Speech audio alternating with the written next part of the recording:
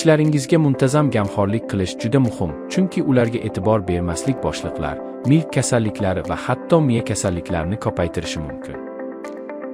Shuning uchun, ushbu videoda biz sizga sog'lom tishlar uchun tishlaringizni to'g'ri yuvishni o'rgatamiz.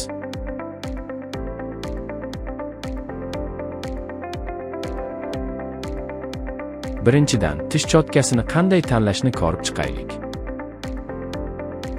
Tish cho'tkasi boshi 2-3 molarni yopish uchun yetarlicha katta bo'lishi kerak. Agar tish cho'tkasi boshi juda katta bo'lsa, bu yaxshi emas, chunki tishlarning har bir burchagini yaxshilab tozalash mumkin bo'lmaydi.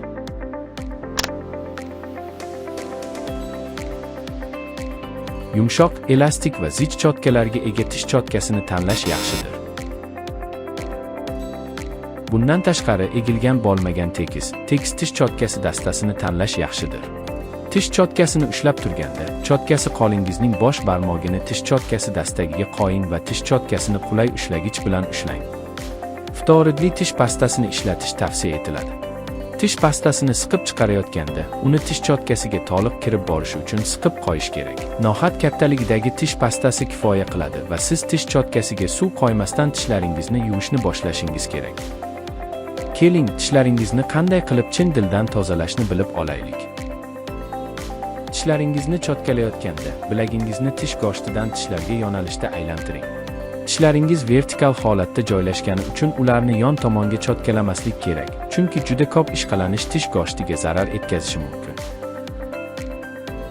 Bundan tashqari, yuqori va pastki tishlaringizni tashqi, ichki va chaynash yuzalariga bo'linib, kamida 10 marta yuvish tavsiya etiladi.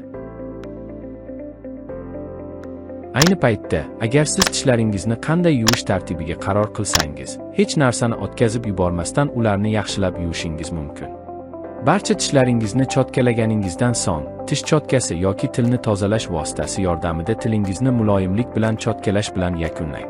Tishlaringizni cho'tkalashni tugatganingizdan so'ng, ko'zguga qarab yoki tilingiz bilan tishlaringizga tegib, qolgan joylar yo'qligiga ishonch hosil qilish orqali qayta tekshirish yaxshidir.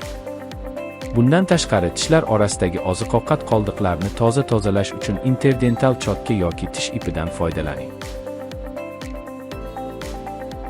Tishlaringizni yotishdan oldin va ovqatdan keyin yuvishingiz kerak, lekin tishlaringizni qanchalik yaxshilab yuvishingiz muhim. Umid qilamizki, siz ushbu videoda ko'rsatilgan tish cho'tkasi usuli orqali sog'lom tishlarni saqlab qolasiz.